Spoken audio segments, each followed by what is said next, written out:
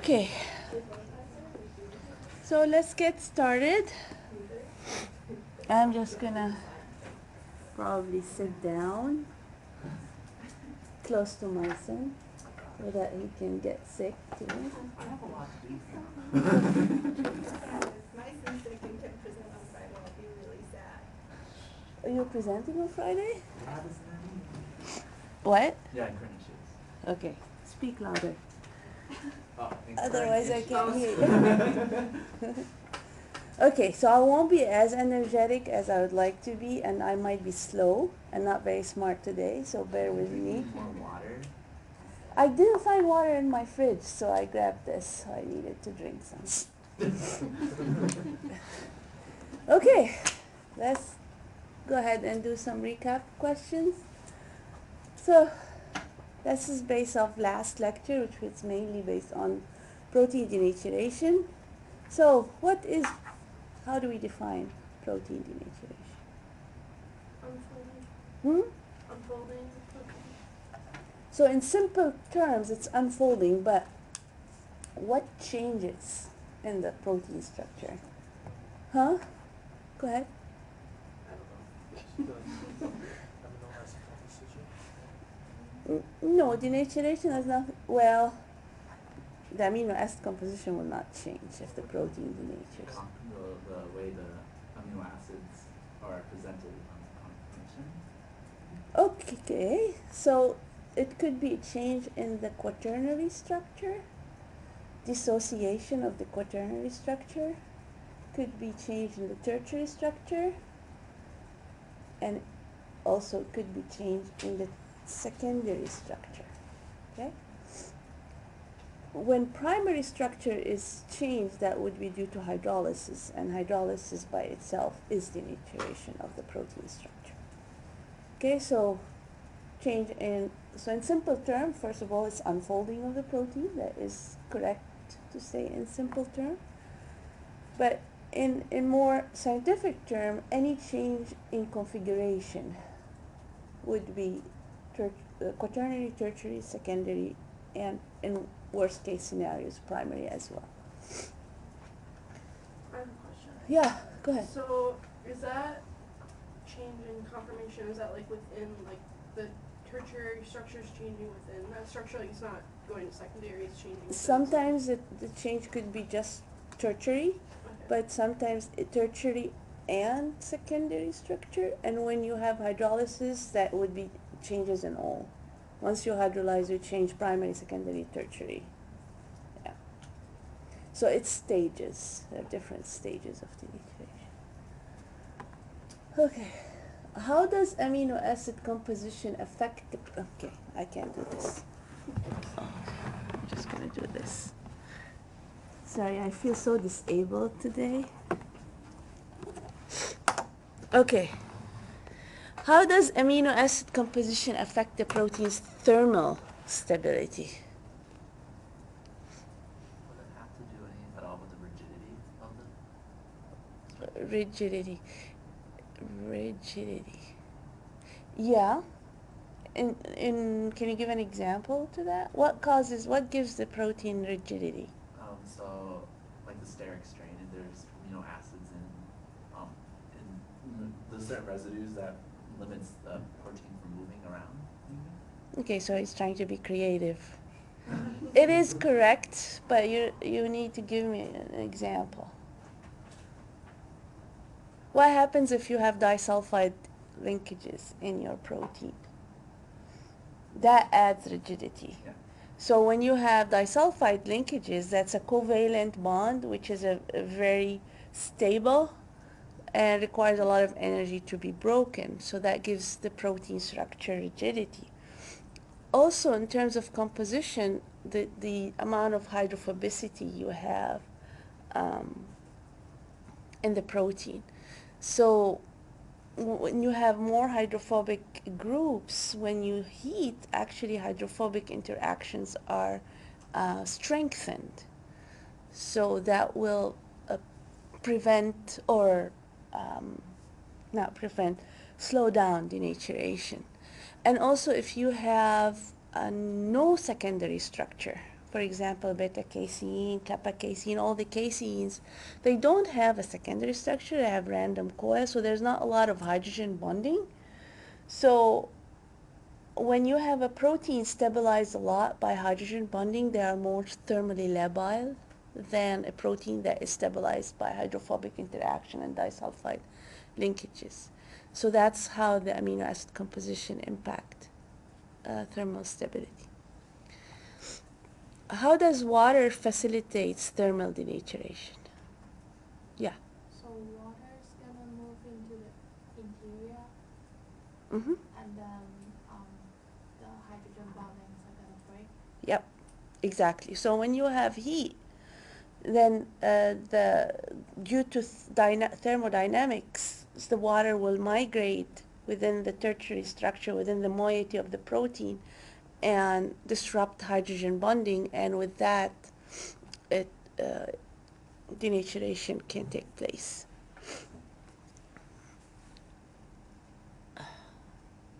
If you remember, it's the domino effect. So once few bonds are broken, other bonds will be broken too. So it starts with breaking hydrogen bonding, and then you start having other linkages broken as well. Why high protein concentration may result in irreversible denaturation upon heating? Yeah. The proteins, once they're exposed, they could form bonds between the different protein structures and form agglomeration. Exactly. So, yes. So the higher the protein concentration in solution, the distances between the protein molecules will be shorter. So once the protein is denatured, and you have a lot of proteins in proximity, so they will attract each other via hydrophobic interactions first. And if there are sulfider groups, disulfide linkages might occur, and you form large polymers, and they would precipitate out of solution, and this is irreversible.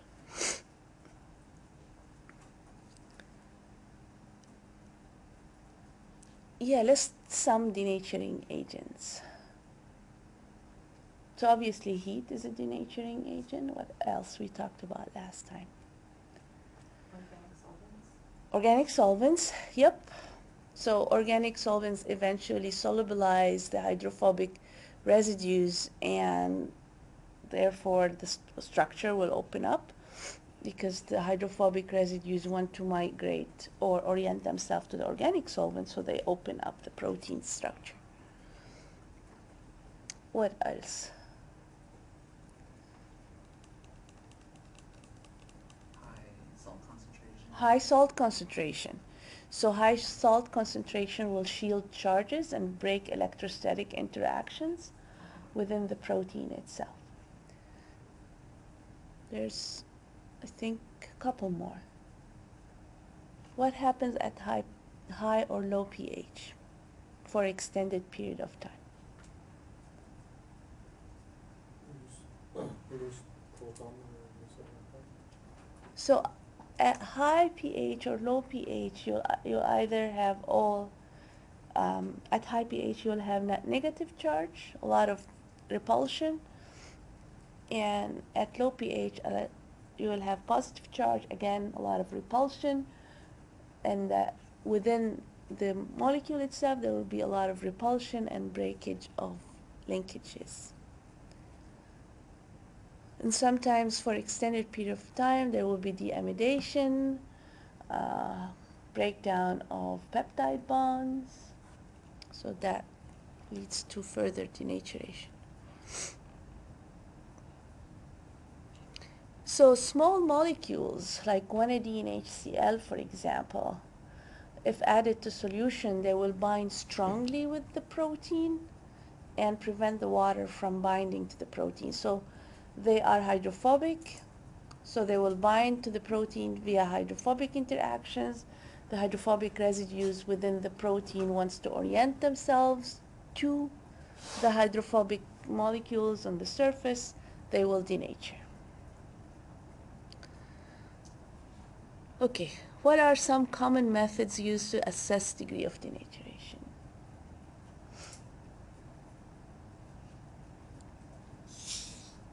Huh? Differential scanning calorimetry. Yes, differential scanning colorimetry determine denaturation temperature and extent of denaturation as well. So if there is no endothermic peaks, that means the protein is denatured. If the enthalpy is reduced, that means the protein is partially denatured. What else? STS page will give us an indication of polymerization.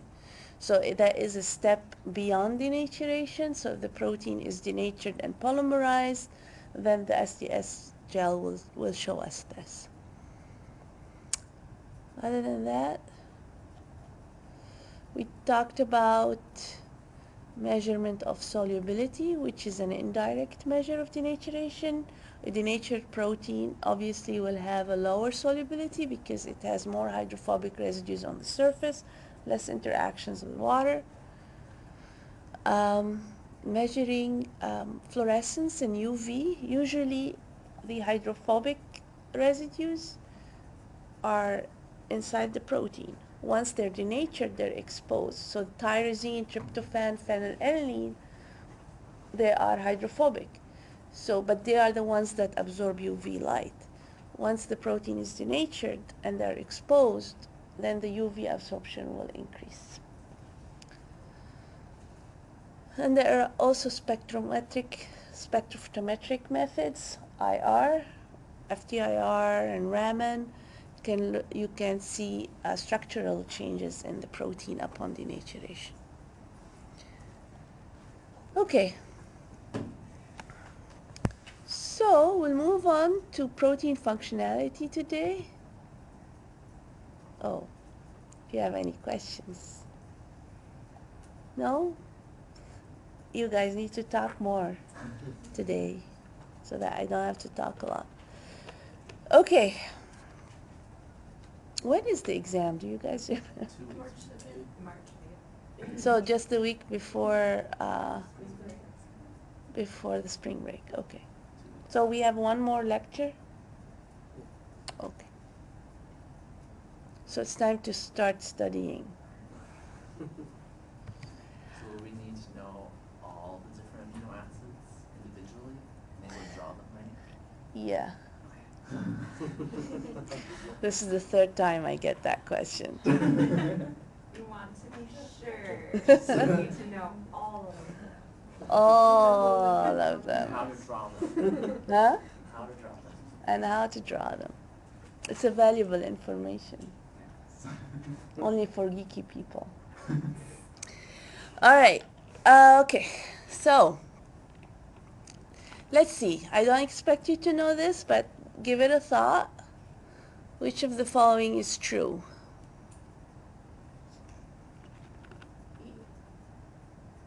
E? Okay, let me think about it for a second. I'm being slow today.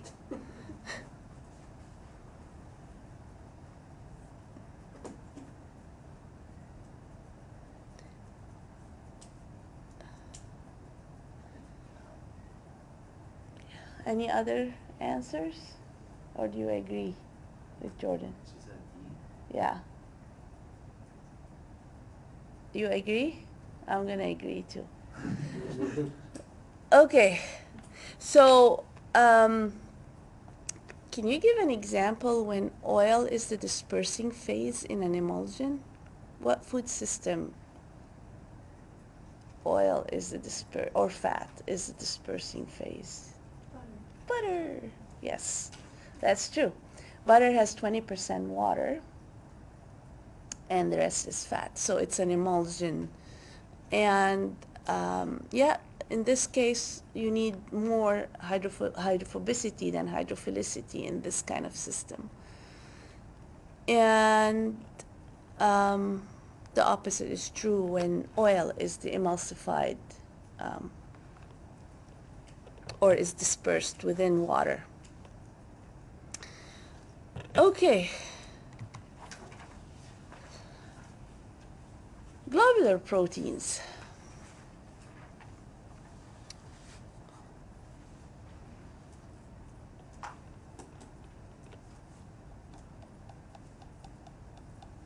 Do you have any idea? No. Yeah, I wouldn't have thought. Okay, so it is basically A and C, and as we go through the lecture, you'll get why. Okay.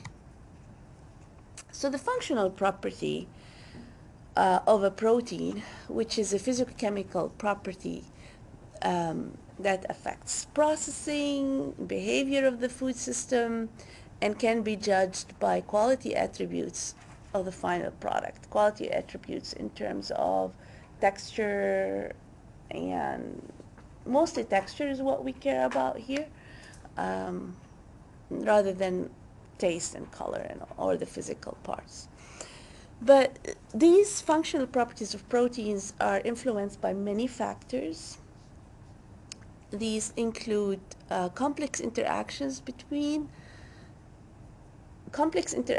I mean there are multiple factors and interactions of these factors. Okay, so you have the composition, amino acid composition, that is the structure and conformation or configuration, physicochemical properties of the protein, means surface hydrophobicity, charge, other food components, and the nature of the environment. Other food components means what you have in the matrix. You have fat, oil, fat or oil, water, carbohydrate, and the nature of the environment. That means the pH, the ionic strength, temperature,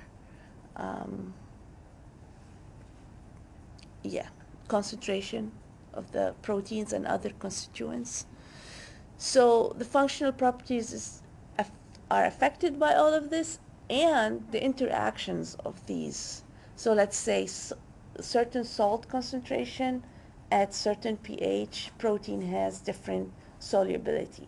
So the interaction of salt concentration and pH might affect the solubility in a different way than other concentration of salt and other pH.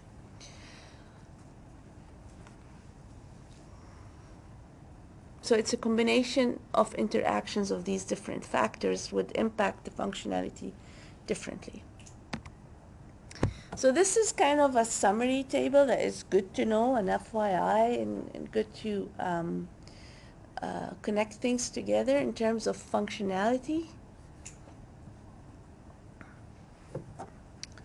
So in terms of functionality, and then the mechanism of this function, where in which food application we will see this function, and what protein type best suit that function. So it's a good information to look over and review on your own. But we'll talk about all of these functionalities and the mechanism individually. So I showed you this slide before. It's like the functionality is divided into two categories. The hydrodynamic aggregation category, which involves water protein interaction or protein water protein interaction. And then you have the hydrophobic surface activity or activity at the interface, which is interaction of proteins and lipid, that's the emulsification, interaction of protein and air, that's foaming. But different characteristics of the protein impact different functionality more than other characteristics. For example, the size of the protein and the configuration impact mostly viscosity, gelation, thickening, and texturization. So for example, size of a protein, proteins that are large in molecular weight usually tend to form better gels than proteins that are small in molecular weight. Is that because they have more to form a matrix? Yeah, they're larger. Yeah. For example, if you hydrolyze the protein too much, you end up with short peptides, then they won't form a good gel. Surface properties, especially hydrophobicity and charge, have the most impact on solubility. Obviously, the more hydrophobic the protein is, the lower in solubility the protein is, and the opposite is true. The higher in charge, the more soluble. And impact also water holding capacity, foaming, and emulsification.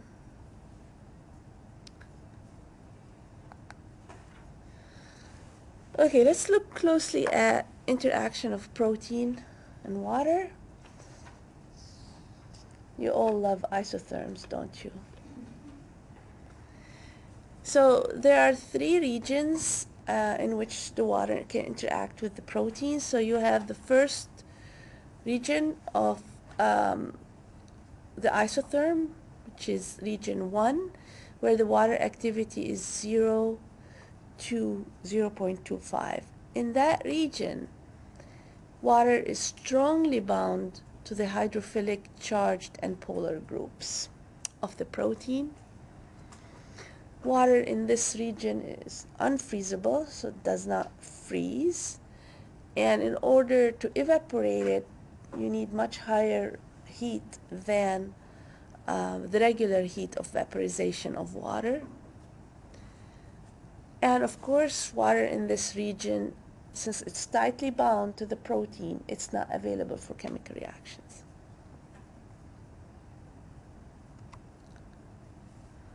So in the second region of the isotherm, between 0.25 and 0.7, here's where you start completing the monolayer. And then the gradual buildup of structureless multilayer. Structureless multilayers lead ultimately to the free water, which is available for chemical reactions.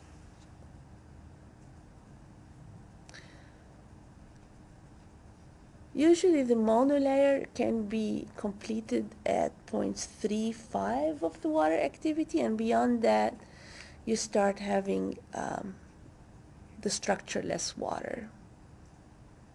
So this diagram is just showing how you go from dehydrated state of the protein, and then the charged groups start getting water bound tightly as you increase the humidity in the environment. Then the water starts binding strongly to the polar and charged groups, and gradually increasing until you complete the monolayer. And after that, you have the multilayers start forming, and you have the free water, mostly in the third region of the isotherm. So if we want to categorize the different stages of water interacting with the protein, so you have the strongly bound water, and then you have the monolayer, which, other than interacting strongly with the polar and the charge groups, you have dipole-dipole interactions and hydrogen bonding with the surface of the protein. And then you have the entrapped water, which is entrapped with the protein matrix, either the structure of the protein itself, or when you form a gel, for example, you physically entrap water in the gel. So that's called basically physically entrapped water. And you have the free-flowing water that is not entrapped or bound to the protein. In other words, free water is also known hydrodynamic water. So the bound water, hydrodynamic water, and physically entrapped water.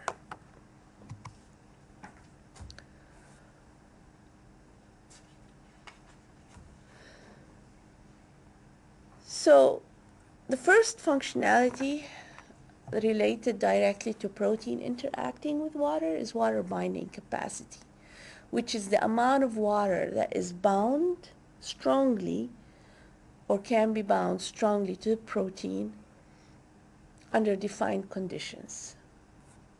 Defined conditions meaning pH, temperature, ionic strength, any environmental condition, that is.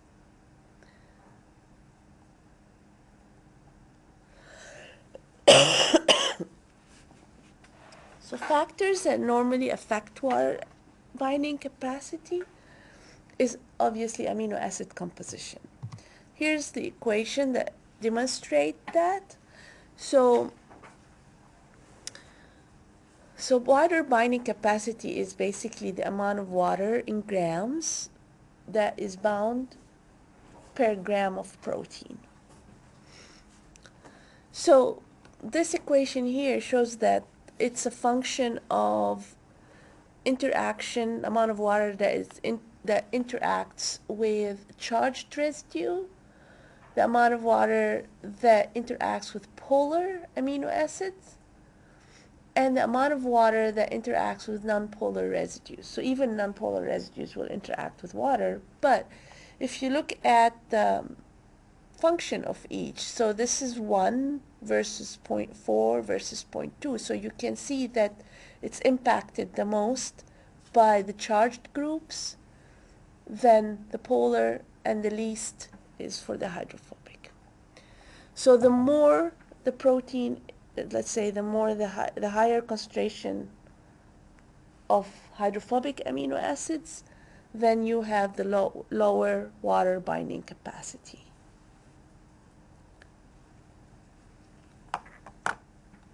And the opposite is true. The more net charge you have, the higher binding capacity. The more polar in general amino acids, the higher binding capacity. So that's in terms of composition. In terms of conformation, okay, we did say that hydrophobic proteins or amino acids bind less water, but they do bind water. So when a protein unfolds, you would think that it will not bind more water, but in fact it does. So for example, on average 10% more water is bound when the protein unfolds. The example here is a little bit more than 10%, but denatured bovine serum albumin binds about 13% more water than the native form. Temperature. So temperature has an impact on binding water. So when the protein is heated and it gets denatured, it will bind more water up to a certain extent when polymerization occurs. When polymerization occurs, the binding capacity goes down.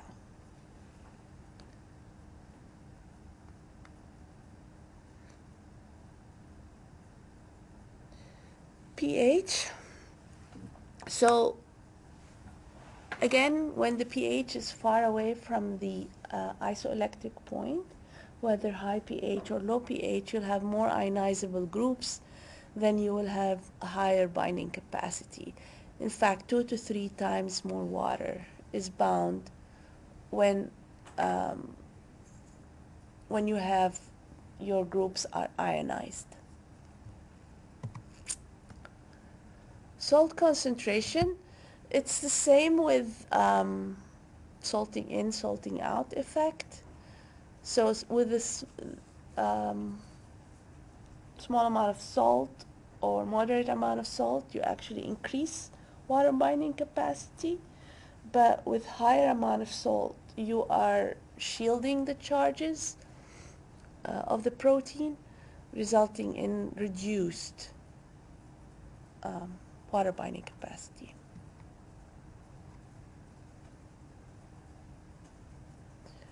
Presence of low molecular weight compounds such as sugar is similar to this effect we talked about last time. It will allow the presence of sugar will bind loosely with the protein and will allow more interaction of water with the protein.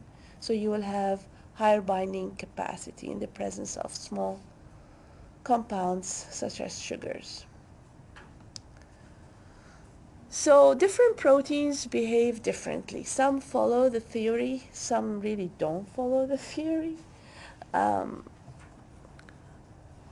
So if we look at soy protein isolate, this should be SPI, not SPS. I'm not sure why the S is there.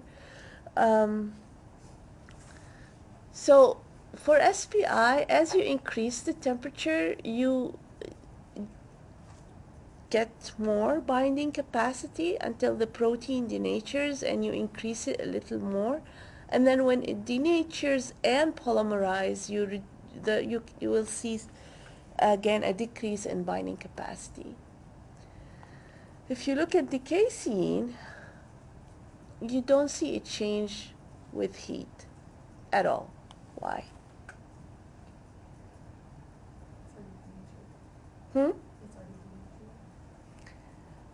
Actually, you are somewhat correct. It's not denature. It doesn't denature at low temperatures. It's withstand high temperatures, 135 degrees, before it gets denatured.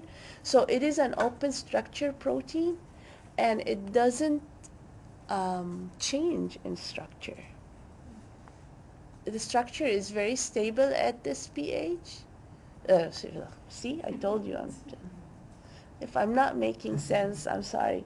But I didn't mean pH, at this temperature range. Okay? So there is no structural change in casein at this temperature range.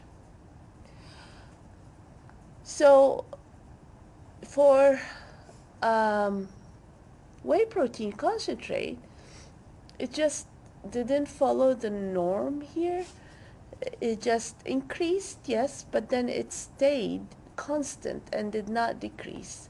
Not sure why that. This is based on a research group. Not sure why this observation is. It doesn't seem that they saw polymerization. It also has to do with the protein concentration. If the protein concentration is low, then they will not see a reduction in water binding capacity, because polymerization will not occur. So for whey protein, since it's mostly hydrophilic on the surface and there's not a lot of hydrophobicity, the impact of protein concentration might be different than when it is soy protein, for example. So at the same protein concentration, one protein might polymerize more easily than another protein. This is how I would explain this data. If I would like to explain it, this is how I would explain it. That here at the particular protein concentration, polymerization occurred here, it did not occur here. So once the protein denatured, this is whey protein denatures around between 70 and 75 degrees. So once the protein denatures, you see an increase, and then nothing happens. It seems that no polymerization occurred for whey protein compared to soy protein. Salt effect. So this is in turkey meat, looking at different composition of the meat, so breast meat versus thigh meat. There's slight differences, but again, with higher concentration of salt, you get more higher binding capacity. So you add charges to the protein, and then you reach a plateau. If they measured it beyond 1.2, you would start seeing a decline, but they didn't measure it beyond that. Beyond that, at some point, we'll see a decline due to salting out effect. So this is not showing salting out effect, this is showing a salting in effect only.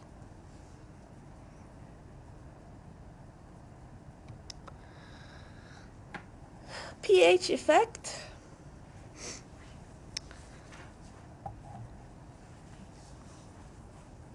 So when you're away from the isoelectric point, and this is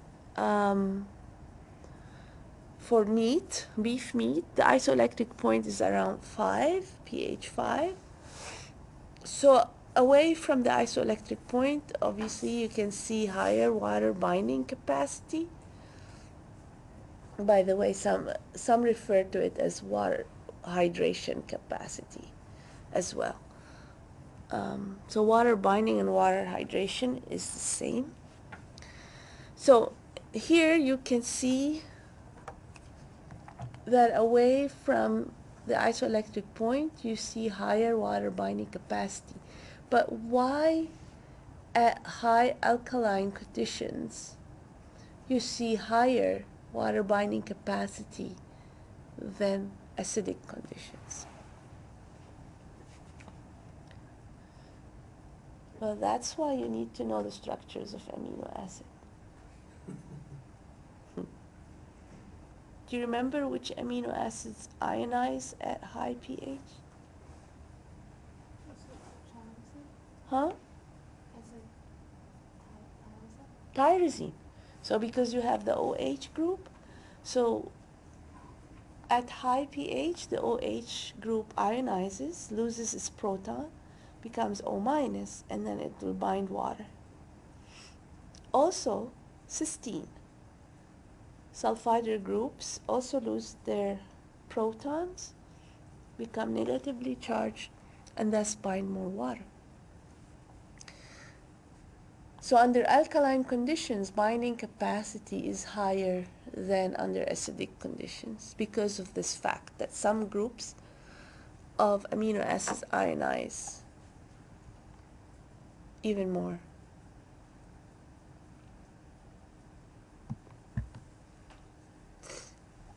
So what's the difference between water binding and water holding capacity? Go for it, Sonia. We've struggled over this in the Panama project. Because if I get it wrong. So water binding capacity just measures the amount of water that the protein can kind of like absorb. And then water holding capacity is testing once you've formed a gel matrix and then you exert pressure, how much water does that matrix retain? So how strong is that gel essentially? Very good.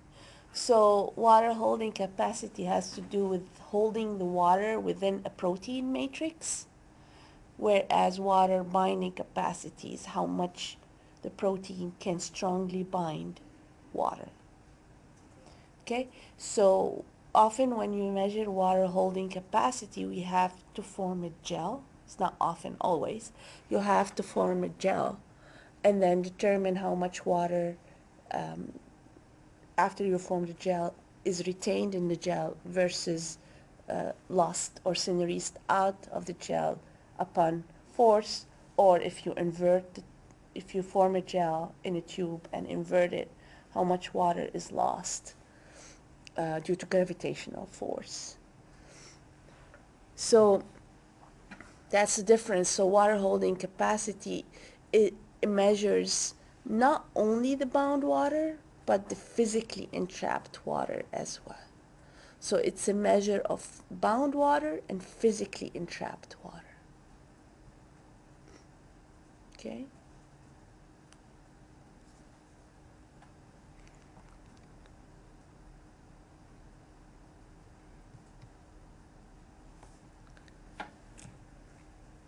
So another functionality which has to do with protein-water interaction is solubility. So solubility, I would say, is the most important functionality. And if I say it, you should agree with it. So, seriously speaking, it is the most important functionality because if a protein is not soluble, it's not going to form a gel. It's not going to form a foam. It's not going to form an emulsion. It's not going to do anything. It's just going to fall and aggregate and do nothing. So you want the protein to be soluble in order for it to function.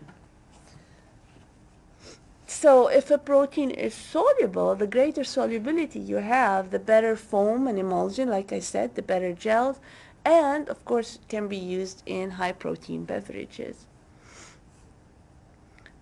the less soluble it is, you don't have any functionality, reduced overall functionality. Solubility also can be used as an index of denaturation. As we said, the more the protein is denatured, the less soluble it is. And it is greatly impacted by environmental conditions. So it's not an absolute term. It's impacted by not only intrinsic factors of the protein, but also the pH, the salt concentration, and the temperature.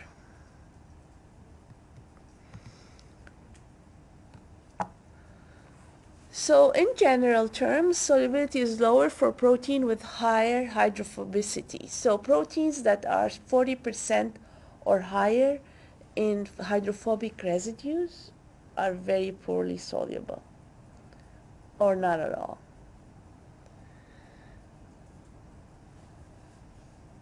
So obviously proteins that carry higher charge will be more soluble. So with this in mind, we can say that both surface hydrophobicity and surface hydrophilicity have direct bearing on protein solubility. So, and that has to do with the conformation of the protein. So, for example, two proteins might have the same percent of hydrophobic and hydrophilic residues, but one protein has a globular conformation with higher surface hydrophilicity on the surface than the other protein, then that would be more soluble than the other protein. So at same percentage of hydrophilicity, the surface hydrophobicity and hydrophilicity is more important. Does that make sense? Huh? Can I repeat that? Okay, I have to get up there. Visualize it. Okay. So let's say I have 30% hydrophobic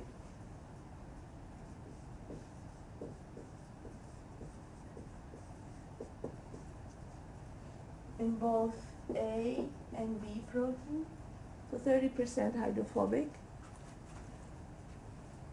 and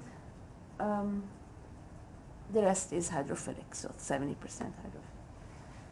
Okay, but A has a structure depending on the sequence of the protein. So it's not just the composition, the sequence of amino acid, where it only has like one hydrophobic pouch.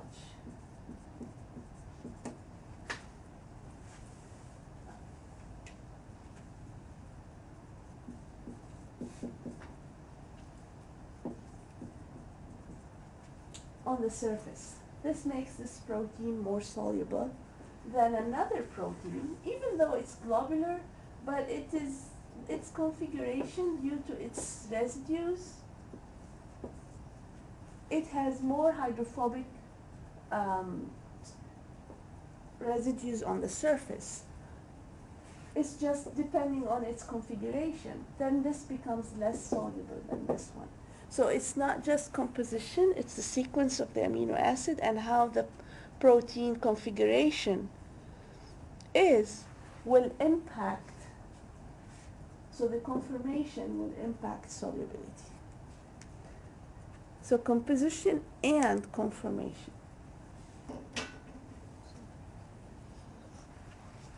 How would you measure overall hydrophobic versus and hydrophilic? Would you have to just do AA sequencing?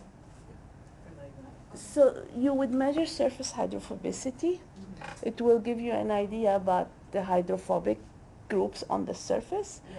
There's no surface hydrophilicity. You measure charge, surface charge by zeta potential. But in order to say like, because if you measured surface hydrophobicity, you'd get different results for protein A and protein B.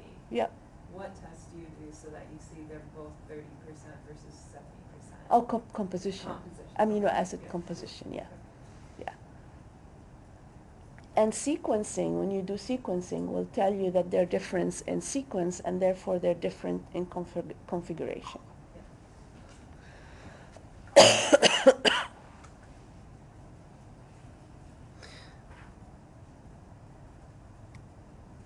All right. So salt effect.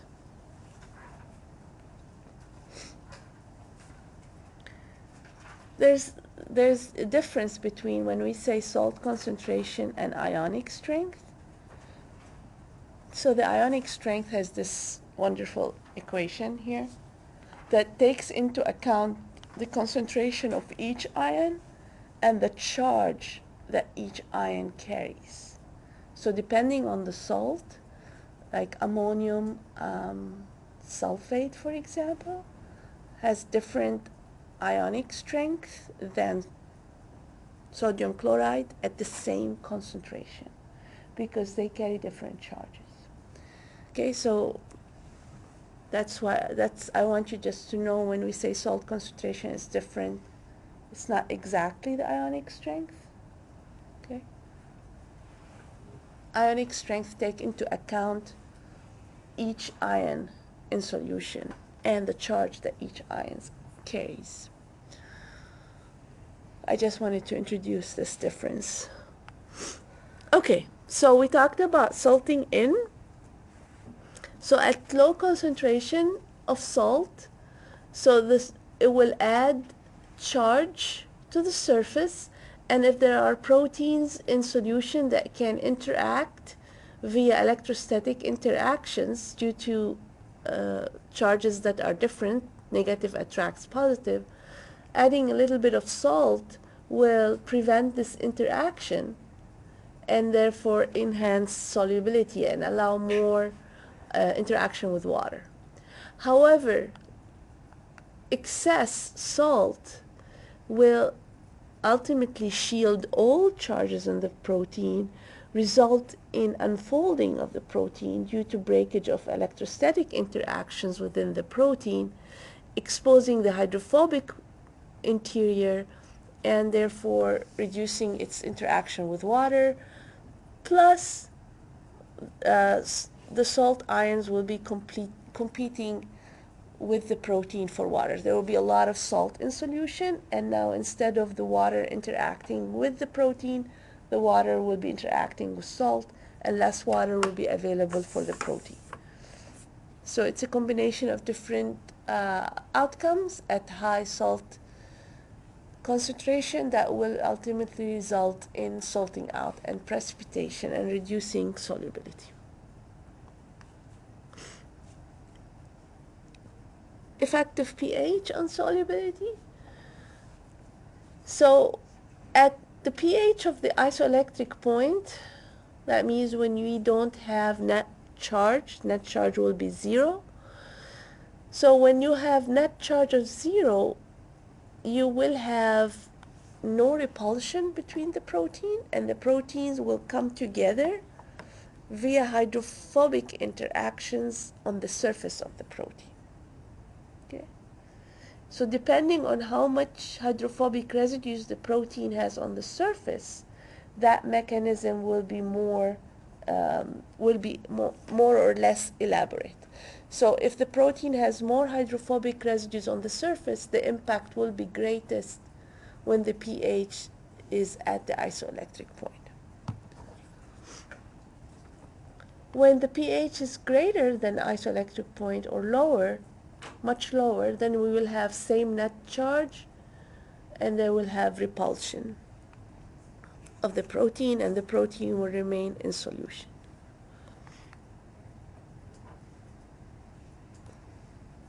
So different proteins behave differently.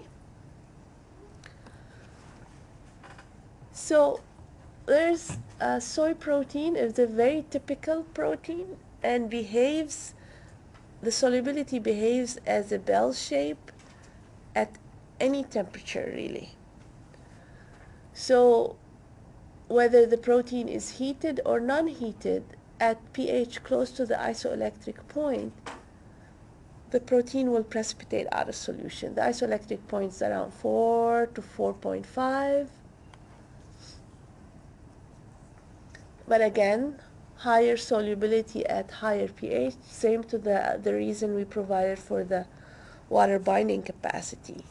You have the ionization of sulfider groups and hydroxyl groups. Now, looking at whey protein is a very unique protein in terms of solubility. Whey protein does have a isoelectric point. Like any protein, all proteins have isoelectric points. And it's about 4.5-ish. But look at this chart. Native whey protein is up here. It remains almost entirely soluble at all pHs when it's non-denatured. Can you tell me why? We just explained something here. Can you put together what we talked about and tell me why whey protein remains soluble when non-denatured at all pHs? If you can't tell me why, it means that I didn't make any sense explaining anything to you, which I'm not surprised. Huh? It's more hydrophobic on the surface. Hydrophobic? More hydrophobic on the surface? Hydrophilic. More hydrophilic on the surface. Thank you. So I did make some sense then. All right. Yes. So actually, this protein that I drew here is a whey protein. It has very little surface hydrophobicity compared to, say, soy protein, for example. So because of that, even when you have no net charge, you don't have strong attraction between two proteins. Although you don't have repulsion anymore because of the no net charge, but there is very minimal hydrophobic groups on the surface that you don't have enough attraction to bring the proteins together into aggregate. So this protein remains soluble. There's a lot of polar groups on the surface. So even if there's not a lot of charge or no charge, there's a lot of polar groups still interacting with water and not enough hydrophobic groups to attract each other and aggregate. But once you heat the protein around 70, which is close to the denaturation, when you heat the protein, it denatures. Once it denatures, it's open up, and now you have hydrophobic groups on the surface because it's denatured. And then when you measure solubility at the isoelectric point, so now you have hydrophobic groups exposed, you don't have net charge, then you will have strong pull between the proteins. They will aggregate and precipitate. Okay?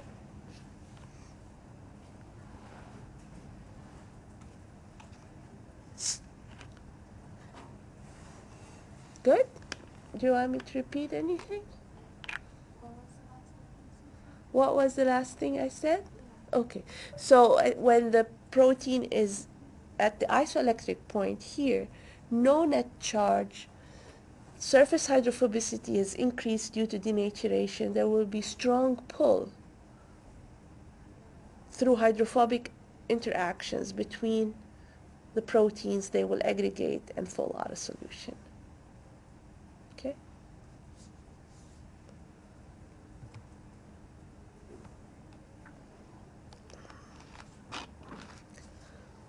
This is from a research that was done in our lab a while ago. We looked at the solubility of whey protein, the impact of heat and pH together, and we looked at the impact of when we modified the protein by inducing glycation, that means covalently linking the protein to a saccharide, and wanting to look at what happened to solubility. So if you look here at the isoelectric point, 4.5, and close to the isoelectric point, 5.5, before heat, we confirm that whey protein isolate remain in solution. That's percent solubility, that means. So 99, around 99, 98, 85, 88, or 89% soluble. So it remains in solution and very well soluble over a range of pH. Once you heat it, the solubility drops to almost non-existence, to 2%, 5% compared to 100%. So, but when we glycated the protein at the isoelectric point or close to it, it remained in solution, 90%, 95%. So we wanted to see why that happened. So it behaved very differently from regular whey protein. So in order to see what happened or why that happened, we did surface hydrophobicity testing to see what happened to the surface hydrophobicity of our protein that impacted its behavior at that particular pH. We looked at the surface hydrophobicity over heating time. So we heated the solution for at 75 degrees C up to 60 minutes, and we pulled out a sample every 10 minutes, and we looked at surface hydrophobicity. This is whey protein isolate, this is the glycated whey protein. So they started differently. So the whey protein isolate had higher hydrophobicity on the surface than the glycated protein. This tells me that the glycation reduced surface hydrophobicity. It impacted more hydrophilicity on the surface. And then as the time increased, of heating time increased, the protein started to unfold. The whey protein isolate started to unfold. That means it unfolded. That's because surface hydrophobicity increased. That means the protein has been unfolding. Reached a plateau almost, and then started decreasing again due to polymerization, basically. And when we looked at the partially glycated whey protein, it increased a little and did not increase at all over time. So there was some partial unfolding, not complete unfolding, and it stayed. So it wasn't impacted by heating. So the glycation caused resistance to unfolding. And because when we heated, the protein did not unfold, it behaved, let me go back to this, it behaved like this native protein here. It behaved as if it wasn't heated. It stayed soluble at all pHs. So now this demonstrates how you can modify a protein, change its surface property, and impact its functionality.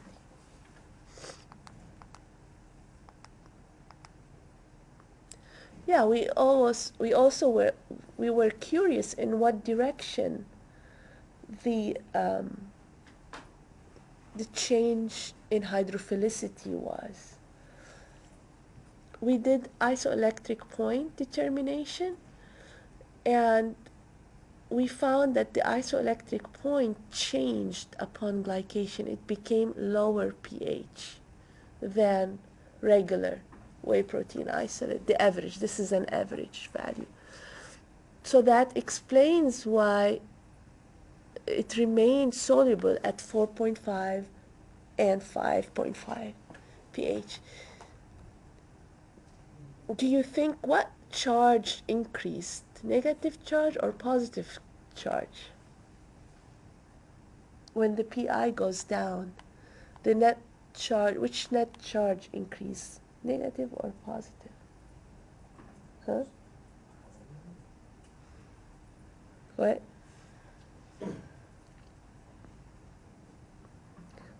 The lower the pI,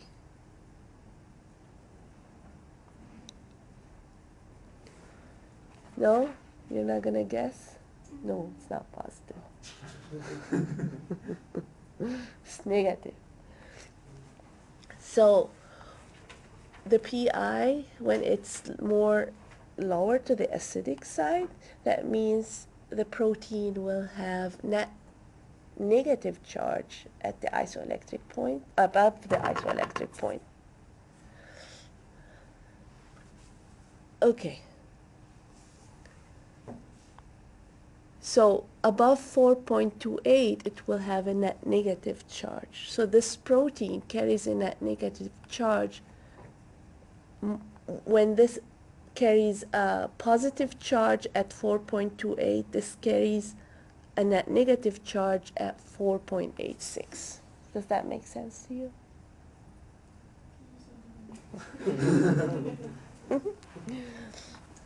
So whey protein isolate at pH 4.86 has no charge, right? Right? At 4.7, what would it have? Yeah, positive, yeah. At 4.9 or 10, 5, it will start getting negative charge, right? So this whey protein isolate at 4.28 will have a positive charge, right?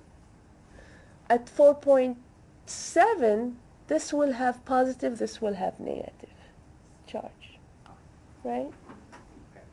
Okay. So when the isoelectric point decreases, that means at neutral, the protein carries more net negative charge.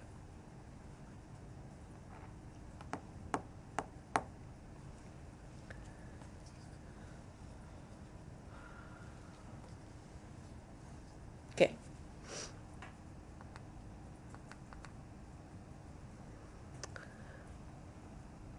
The impact of pH and salt together on solubility. So when we are looking at the effect of both salt and pH on solubility, and we try to plot. So if, let's say at this point here where I'm pointing, let's say the concentration of salt is 0.2 molar. It will have, at this particular pH, it will have this much solubility, let's say 50%, but here it will have about, let's say 80%. This means this pH is further away from the isoelectric point than this pH, pH 2. Okay? All right, so whatever the pH that gives more charge will have better solubility at the same pH or at the same concentration to a pH that will give lower net charge. Does that make sense? No. Okay.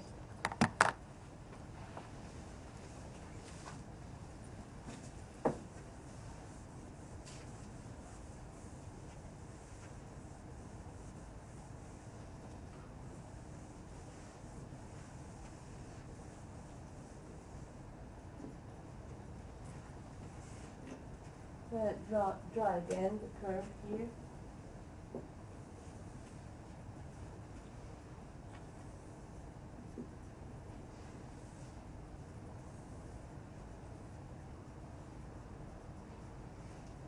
So So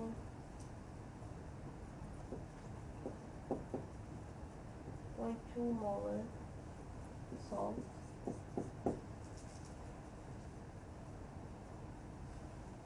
Fifty. 100 solubility.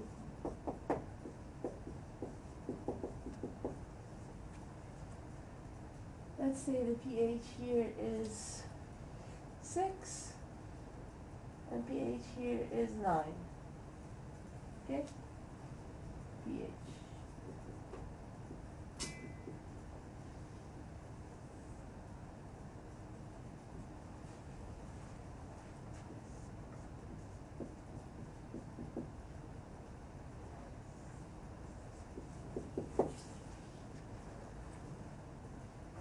This pH 9, we have more charges, more net negative charge in pH 9. Here we have less charge. It's closer to the isoelectric point, let's say, of soy protein. Okay? At 0.2 molar, with low charge, solubility will not be great. It's almost salting out. Okay? When you don't have a lot of charge and you're adding salt, then you are reducing solubility. But if you have a lot of charge and you're adding salt, you're actually not impacting the solubility as much because you have a lot of charge. Okay?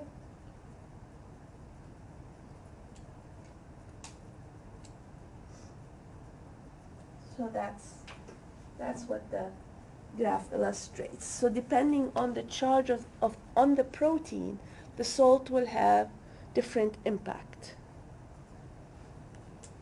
If we start with low net charge, then the salt will cause a salting out. If we have high net charge, then the salt will actually enhance or not change solubility.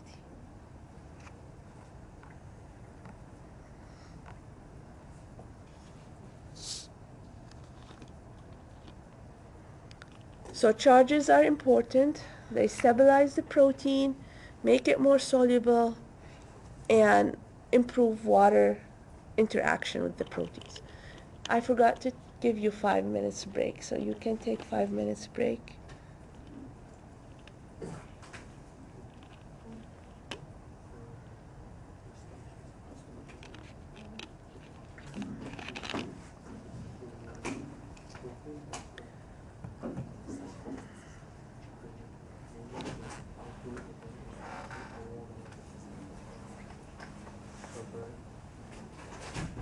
Yeah, he said that was just probably using the measures.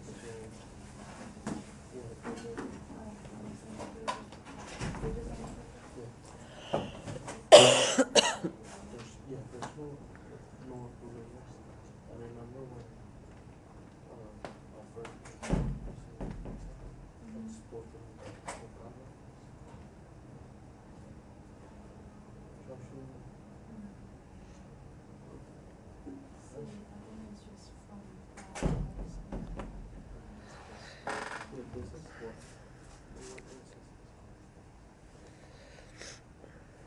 gonna be a bit of dust, but if that rice is polished.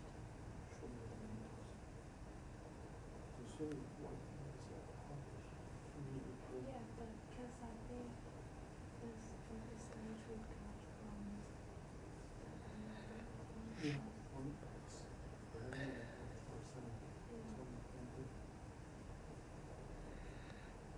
but that's gonna be pure.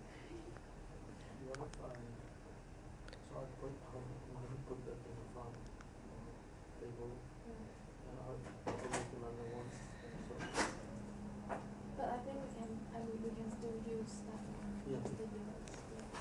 Tomorrow I'm gonna use the nice together.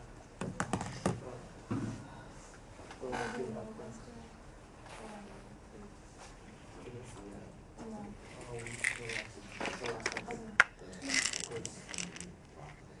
If I do this again, maybe different things, I like to do another one with newer something. So you can work on this stuff. Is it, you're saying Rosemont is 25? There's just one like, Yeah. Rice also very tasty. So I'm just doing this thing.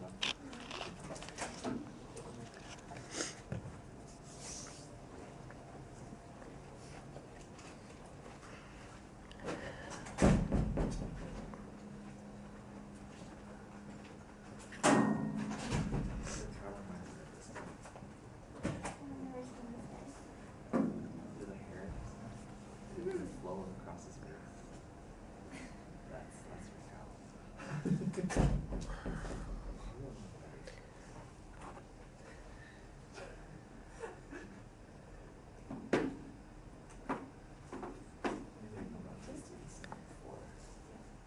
Flavor.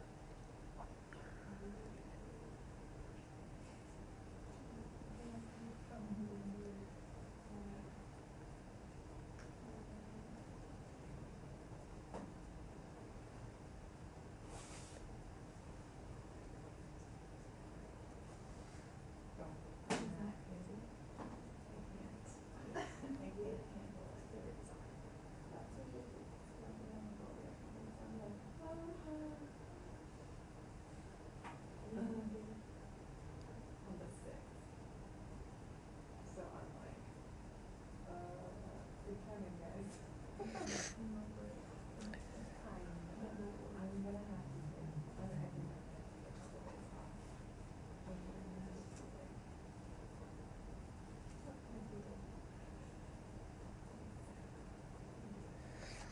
yeah.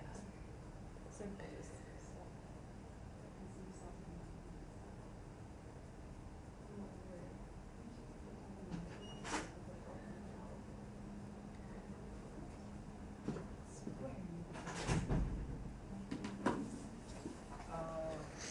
She says that, oh, she said it's like Eric, Mike, Tim, Abby, Jason, and Dick.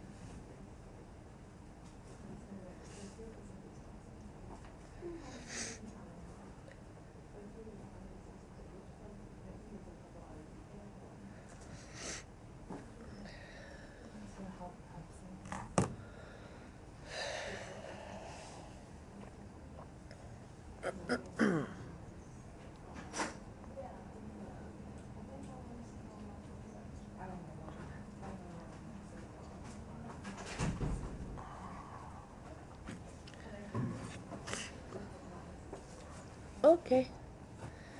We have everybody back.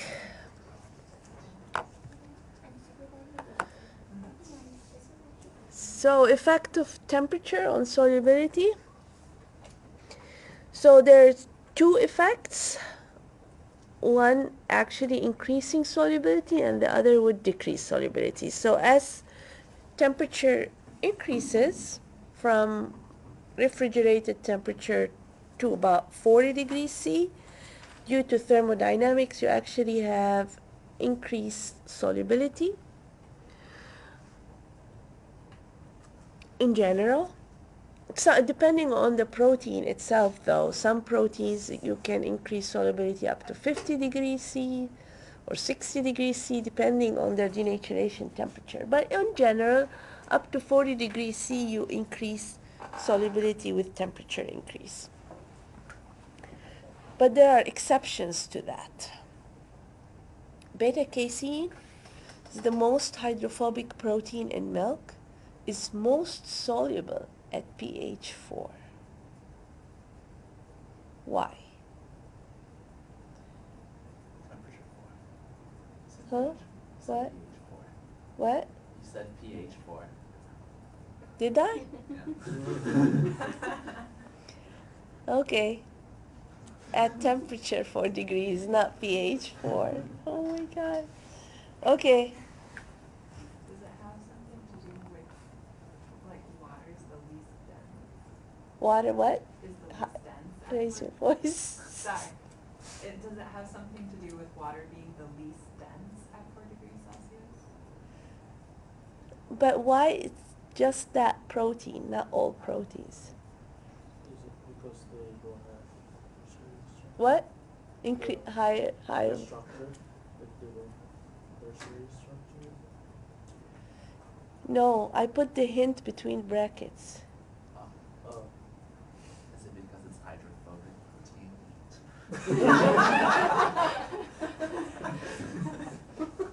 Yes. It is because it's hydrophobic protein, but why?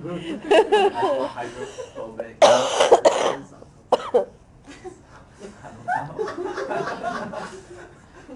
Water itself is hydrophobic. So think about the casein micelle, which we talked about earlier in terms of quaternary structure. So you have this is the micelle, and then you will have all the different proteins in the micelle, and then you have the glycomacropeptide with the net negative charge on the surface, and then you have the other micelle here, the same thing. The interactions between these proteins in the micelle is mostly hydrophobic interactions and calcium phosphate bridges. But a lot of the interactions is hydrophobic. And beta-casein is the main hydrophobic or most hydrophobic protein. With higher temperature, what happens to hydrophobic interactions? Increase. So they are stabilized. Okay? But when the temperature is decreased, the hydrophobic interactions are decreased, beta-casein leaches out of the micelle into the whey. That's the exception. So for every rule, there's an exception. That's the exception in this case.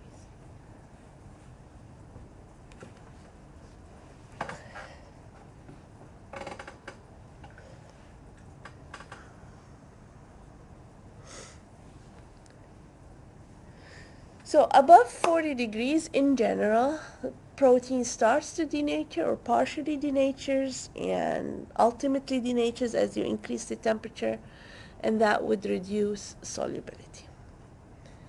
So how do we measure solubility? Claire, you've measured solubility before. I have, well, what? Did you not? No, it's not enough. I was ready to something else. I'm so distracted. You have not measured solubility before? A long time ago. Is it you make a solution, you either heat it or you don't. And then you have it at a specific protein, and then you centrifuge it, and then you measure protein to see how much stayed in solution. In solution. Yeah, that's what the slide says. Well, I didn't. Okay, so you prepare a solution either in a buffer or in water with adjusted pH. Sometimes you might add salt to see the impact of salt on solubilization. So, and then you might measure at pH 3 or pH 9 or neutral pH or at the isoelectric point, so you would adjust the pH to determine the solubility at different salt concentration or pH level. So you solubilize your protein at either at a specific concentration. You would select, let's say, 5% protein solution, or you prepare 5% protein solution, or you prepare a 1% protein solution, and then you make sure that you mix it well, and then you apply centrifugal force. If the protein is soluble, it will not precipitate. If it's not soluble or not soluble enough, it will precipitate.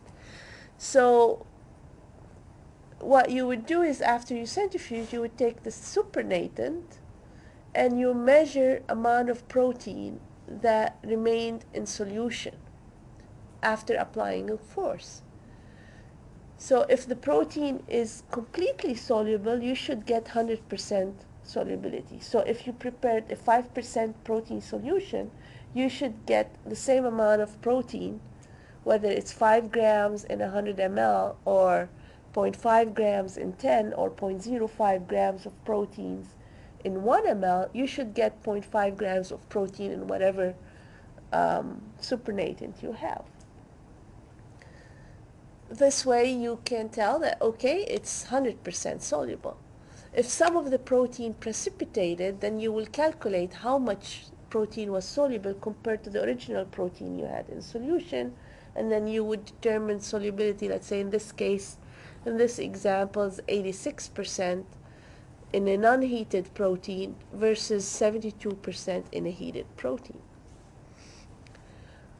So the way you measure the amount of protein in the supernatant, you can do Kaldal or Dumas, or you can do a colorimetric method. If you know that there's nothing interfering in your assay, you can quantify. If it's a pure solution, you can quantify using a colorimetric assay, but definitely you need a standard curve, and usually it's a bovine serum albumin that is used as standard. So you determine concentration based on a standard curve. Colorimetric assay could be the bisynchronic acid, for example. That's one of the assays I have listed in that table from the protein analysis lecture. So you convert absorption at a particular wavelength to concentration using a standard curve, and you calculate percent solubility based on the original percentage of protein in your sample and how much was left in your supernatant.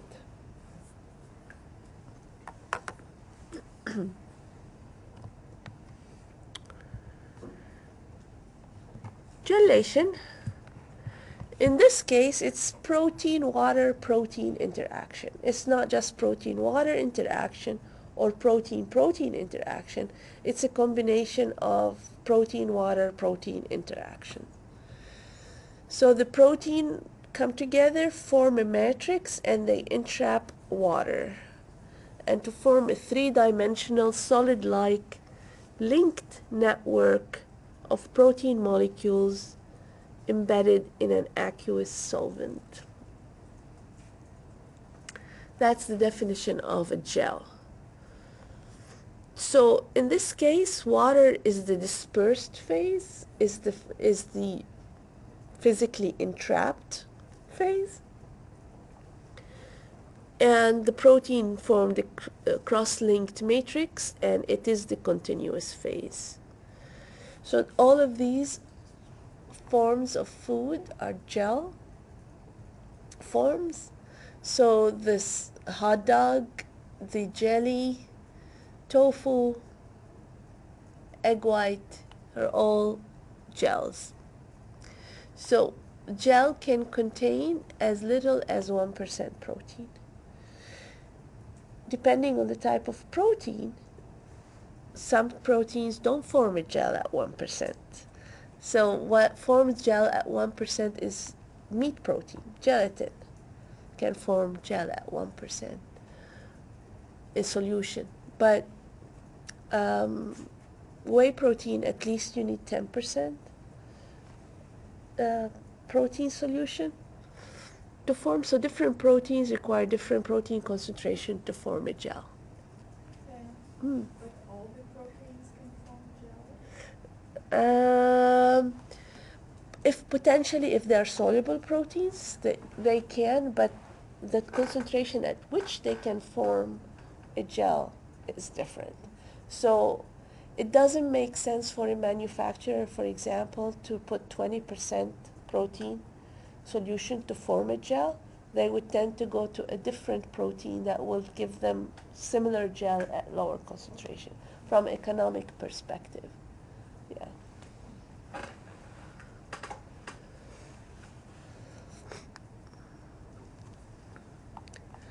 So how gels are formed? Normally the thermally induced gel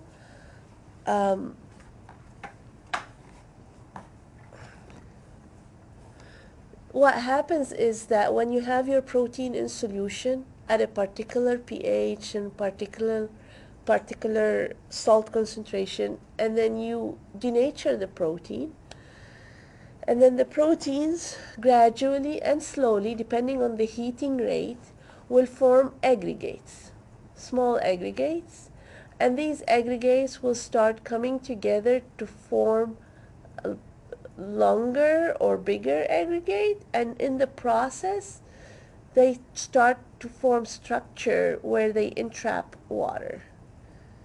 So now you have your three-dimensional form where you have a structure of protein-protein interaction, protein-water interaction, water entrapped, and a solid-like structure.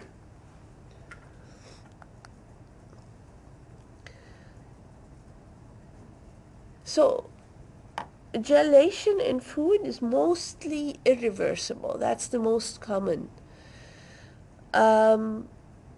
There are irreversible because often disulfide linkages are formed, and once they are formed, they cannot be solubilized again.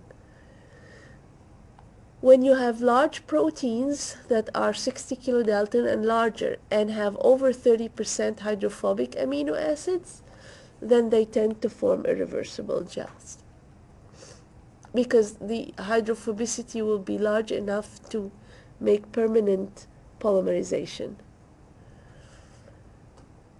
And it's formed during heating, and the gel is maintained during cooling.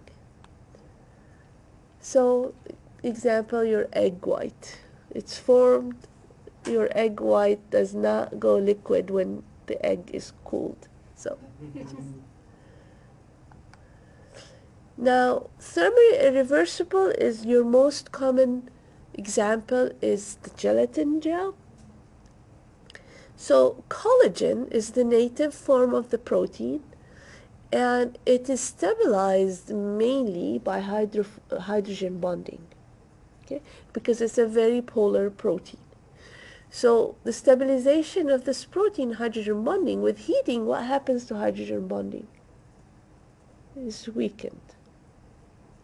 So hydrogen bonding is weakened, and then the protein is denatured, and it becomes gelatin. When you cool it down, it forms hydrogen bonding again, but not in the way it formed in the native state. Then it will entrap water and form the protein matrix via hydrogen bonding, and then you form the gel when it's cooled. But when you heat again, this gel will solubilize, will melt, because the hydrogen bonding will be broken again upon heating. So here, the matrix is formed based on hydrogen bonding. That's why it's irreversible. If it was based on hydrophobic interactions and disulfide linkages, it won't be soluble again. It won't melt again.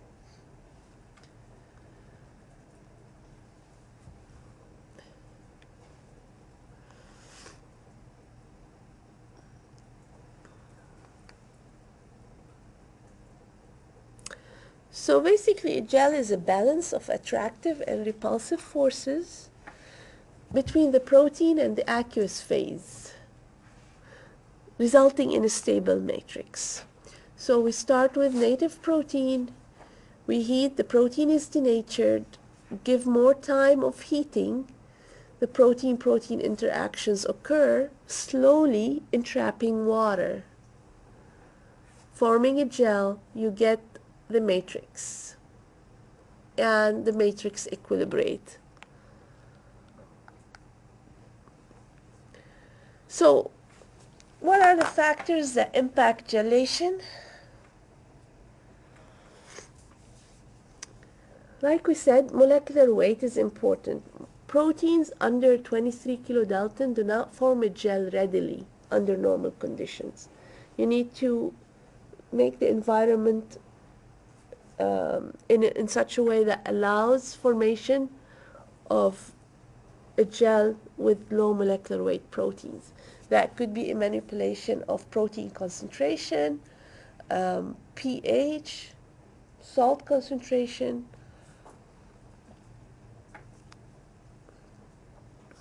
composition, and surface charge. So composition is important in the sense, do we have disulfide interchange possible? Do we have a high amount of sulfider groups? This will stabilize a gel. Do we have the balance between hydrophilic and hydrophobic so that we can have matrix that will have protein-protein interactions as well as protein-water interactions? And what would be the surface charge? I mean, if you have a lot of charge on the surface, you'll have a lot of repulsion, you won't get the gel to form.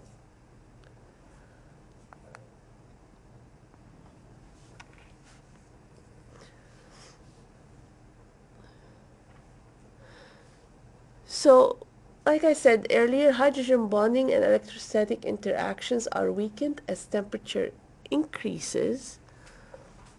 That's the case for gelatin gel.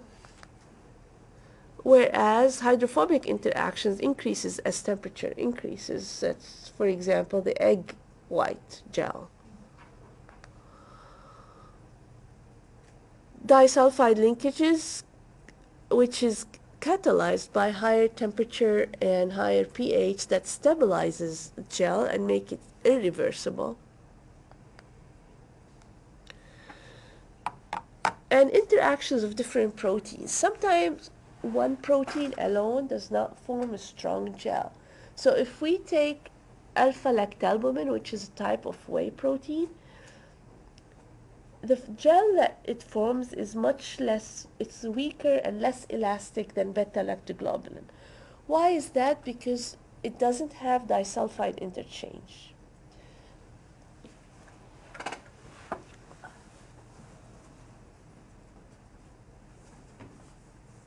Okay.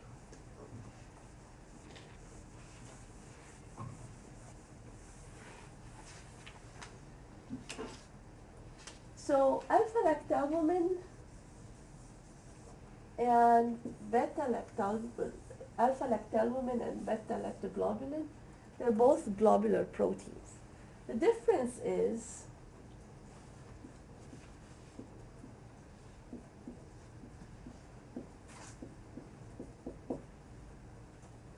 beta-lactoglobulin has 5 cysteine groups. 4 of them are involved in disulfide linkages. 1 is free, sulfider group. Alpha-lactalbumin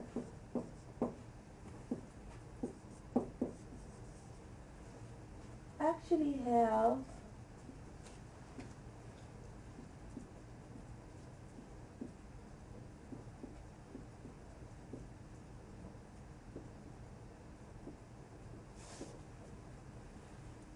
eight cysteines, and all of them are involved in disulfide linkages. In order for a protein to form disulfide linkages across with different protein molecules, like disulfide interchange, you need a free sulfider group.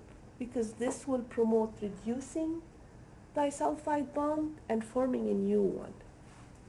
Without the free sulfonyl group inducing that reducing power, you cannot form disulfide linkages across. So the alpha-lactalbumin alone, to form a gel when you heat it, it denatures partially, and the gel is formed via hydrophobic and hydrogen bonding interactions, but it doesn't get stabilized by disulfide linkages. On the other hand, beta-lactoglobulin will form a stronger gel because you have this group that will promote breaking of disulfide and rearranging, forming a disulfide bond with another molecule, forming a tighter polymer or stronger polymer. Put them together, you get even better results, because now this group, when this protein is denatured, this group is going to break these bonds here and promote disulfide linkages with another protein. So there will be a synergistic effect.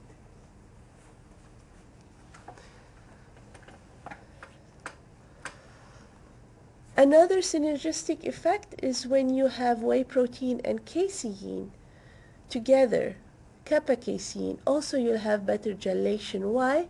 Because kappa casein also have a cysteine group, and whey proteins having cysteine groups, they can form cross-linking and enhance gelation. So when one protein doesn't do the job, blending the proteins will.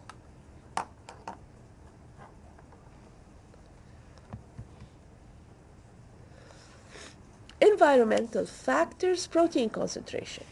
We talked about that. Some proteins form a gel at 1%, others at 10, others at 15. Some others, if you really force them, then they will make a gel at 20%. It's not ideal, like we said earlier, from an economic standpoint, but protein concentration is a must to consider in order to form a gel. You need to find the optimal or minimal concentration possible to form a gel. pH, what happens to the gel formation process at extreme pH? Extreme pH, low acid, low pH or high pH. Will fail to form a gel. Yes, you will have more solubility rather than gelation. So you will have stronger protein-water interaction than protein-protein interactions. So surface charge is important, so the composition, the amino acid composition will impact surface charge, the pH will affect the charge, and the ionic strength will affect the charge load on the protein. So here's what happens if we look at this diagram from protein in solution all the way to turbid gel. The pH is approaching the isoelectric point as we go this way, and the ionic strength is increasing from here to here. So what happens here, when the pH is close to the isoelectric point and when you have high ionic strength, instead of forming an elastic and smooth gel, you will have turbid and more of an aggregated gel. Why? Because you will have more protein-protein interactions and less protein-water interaction. So it's not an ideal gel. So the best gel in this situation is here, the transparent gel. Here you have the pH is not close to the isoelectric point. It's not very high or low so that it's not all in solution. And the ionic strength is low enough to induce protein-protein interactions and protein-water interactions. So the idea here is to always think of a balance. So you need to have enough protein-protein interactions, but not too much protein-protein interactions, then you will form kind of aggregates. So you need to have a balance, and you need to maintain also protein-water interactions. So for every protein, this is different. The pH that would work, pH and salt that will work for one protein will not necessarily work for another protein. Why? Because it depends on the composition of the protein you're working with. Because each will have a different pI, each will have a different net charge to start with. So once we know what the net charge of our protein is, or what's the characteristic of the protein is, then we can determine what would be the best conditions to form the gel. What does make gelatin so fishy? That's also one of the hardest things to replace. It is the hardest thing and kind of impossible to replace. So what makes it, I mean, not really. The way it forms the gel, or because it Yeah, it seems like it has the best kind of balance of interactions and repulsive forces. It has to do with its composition. yeah. Yeah, it's a very unique protein. It's very different than anything else. Yeah. Do the gelatins pulled from like different sources have different functionalities as well? Because I know there's like pork gelatin and beef and like fish. I don't know. They might differ, but not to a very drastic effect. They might be different a little bit due to compositional differences, but not drastically. Yeah. So it's very, yeah.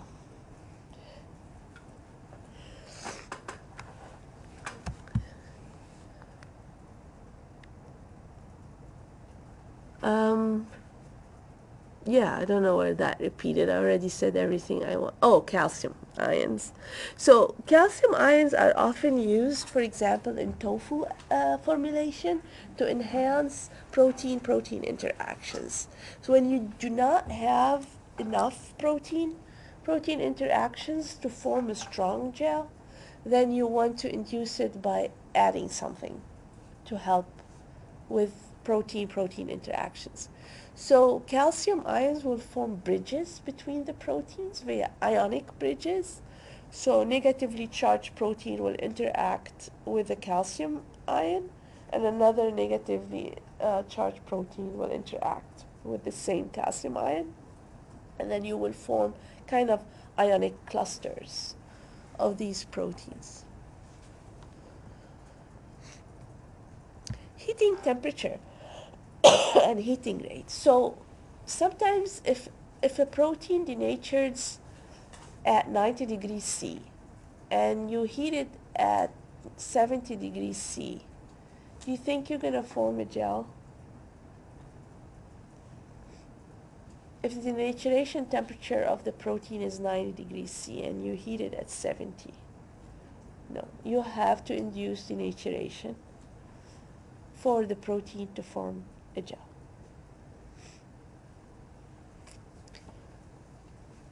Okay, heating rate.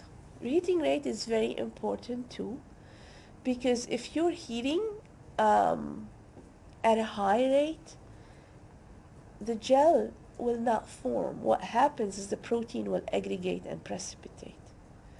You have to allow the gel matrix to slowly form. In order to slowly form, the heating rate, you cannot boil the protein solution basically. You have to gradually increase the heat so that your protein denatures and slowly polymerize to form this three-dimensional network. Heating rate fast, the protein will denature very quickly and polymerize very quickly in a very unordered way and not trap water and will precipitate. So you will form an aggregate rather than a gel. Proteolytic enzymes. Let me ask you this. So you like pineapple jelly. Myson agrees. He likes pineapples. Okay. And then you made your jelly solution, whatever it is, mix, and you got fresh pineapple, and you put it in your jelly, and you waited, and waited, and waited. It did not gel. What happened? Enzymes broke down the protein. Huh? Enzymes break down the protein. Bromelain, yeah. Yeah. Well, the bromelain enzyme, which comes from pineapple, will break down the protein, and when the protein is hydrolyzed, it's not going to form a gel, especially if it's extensively hydrolyzed. So if you ever want to make a jelly with pineapple, get canned pineapple that's already processed and the enzyme inactivated, then you can do that. So proteolytic enzymes will break down the protein into very small peptides that will not gel.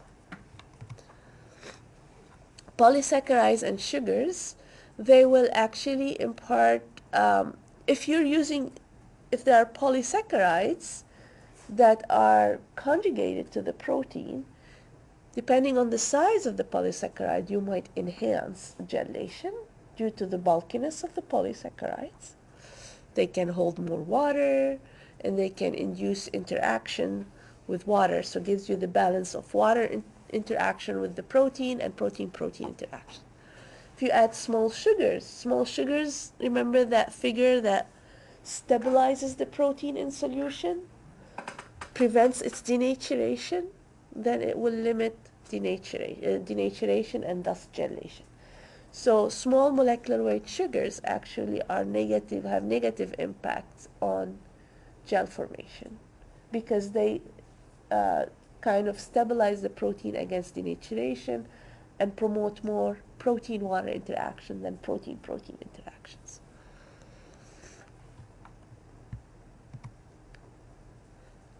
I'll end with measurement of gelation, so bear with me a couple of minutes. So gelation, when you measure gelation, you can do also measuring water holding capacity when you form a gel. So you need to know the concentration that is suitable that will make a gel. So you will need to determine the lowest gelation concentration of protein that will form a gel.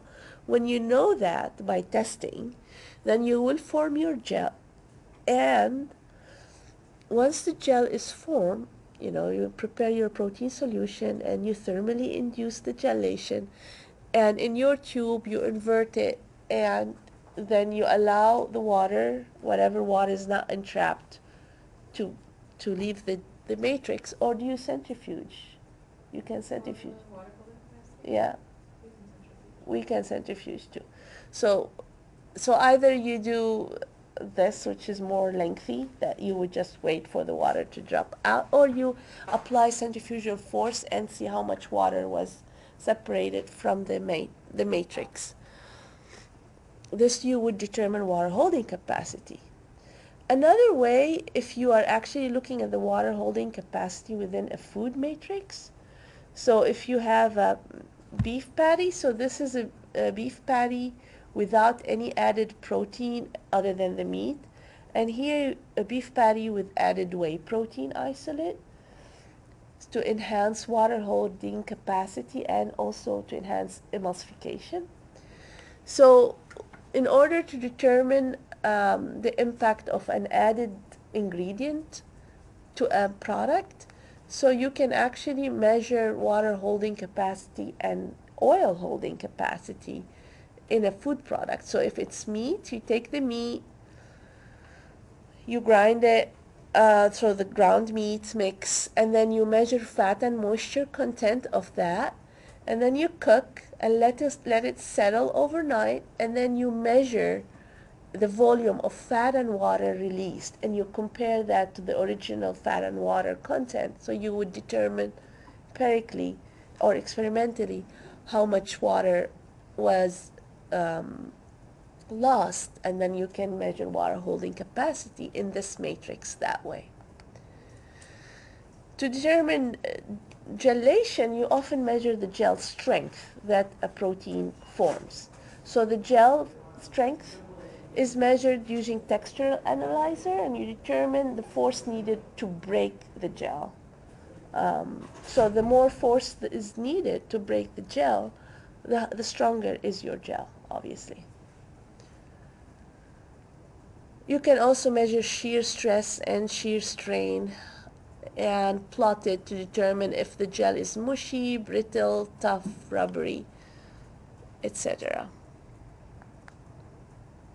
Okay, I'll stop here. We'll continue with emulsion and foam next time.